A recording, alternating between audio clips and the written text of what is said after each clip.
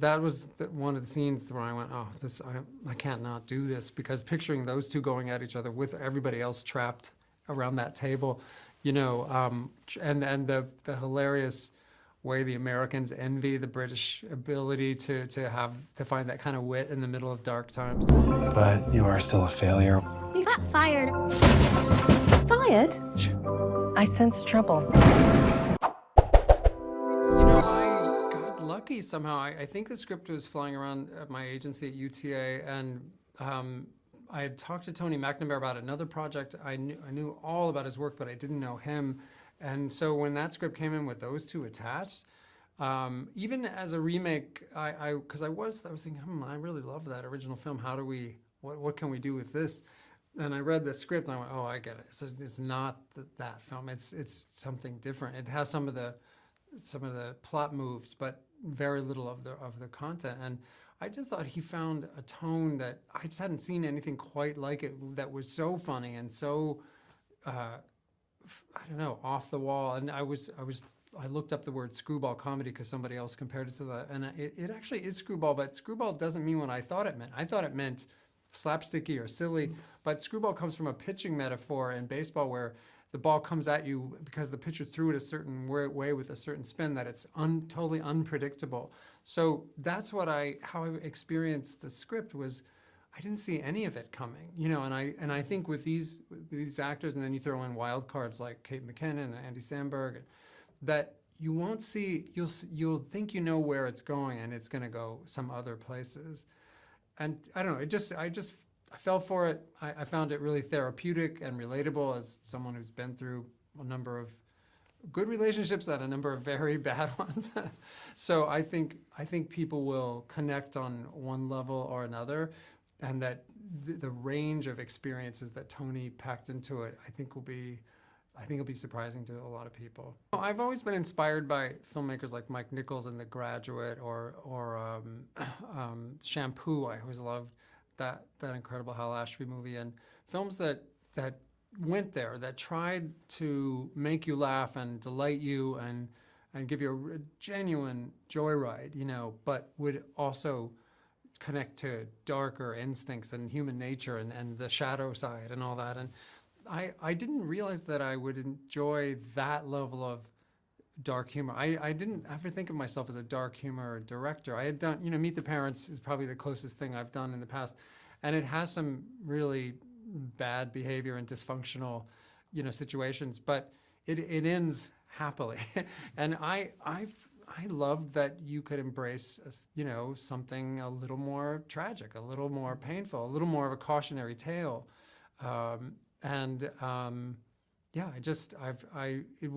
It taught me something about myself, you know, to go through that. And I thought, well, if I feel that way just reading a script, you know, I hope I can bring that to the film too, and make a zone where the actors can be as good as they can be. And oh my God, what performances, all of them, you know.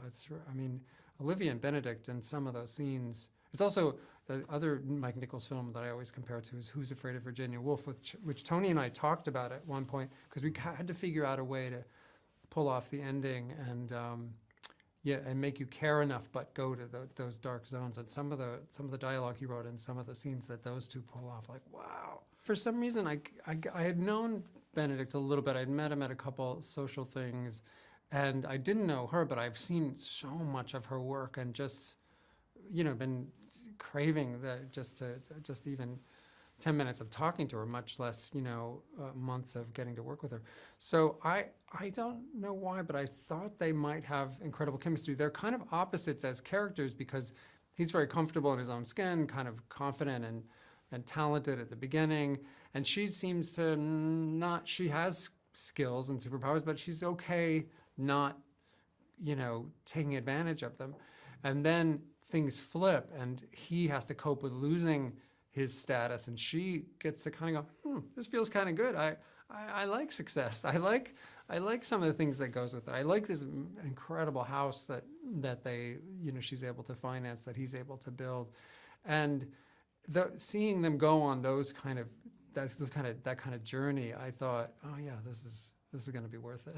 That dinner scene, you know, partway through the film, they all have dinner together, and that was one of the scenes where I went, oh, I can't not do this, because picturing those two going at each other with everybody else trapped around that table, you know, and the hilarious way the Americans envy the British ability to find that kind of wit in the middle of dark times, and that they try to imitate it, and it's just, yeah, that was delicious. I really loved that experience. I do think about the audience an awful lot. I love screening the film over and over and workshopping it at the end. We actually shifted the beginning a little bit because of the opening. We put that therapy scene at the beginning, the couples therapy scene, which it had been, you know, somewhere else in the film.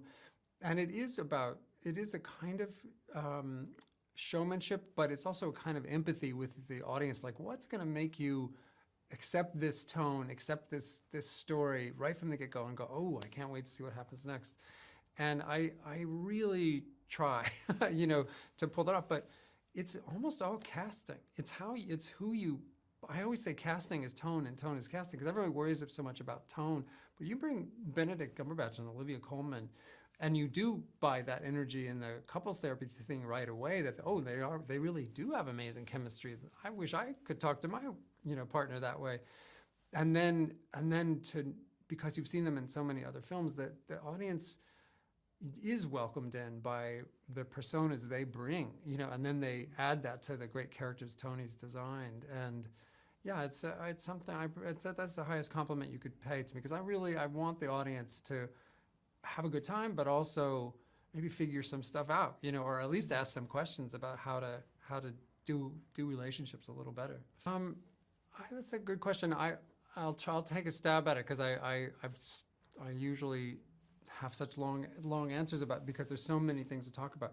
But I really look at it as a dark comedy about how fragile relationships are, how magical and sort of empowering they can be, but how important it is to keep working on them and keep, you know, I was thinking, we all need couples therapy, and that's what I hope this film is.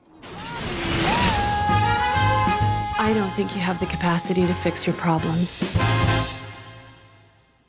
Are you actually allowed to say that? That seems unprofessional. Yes, like malpractice.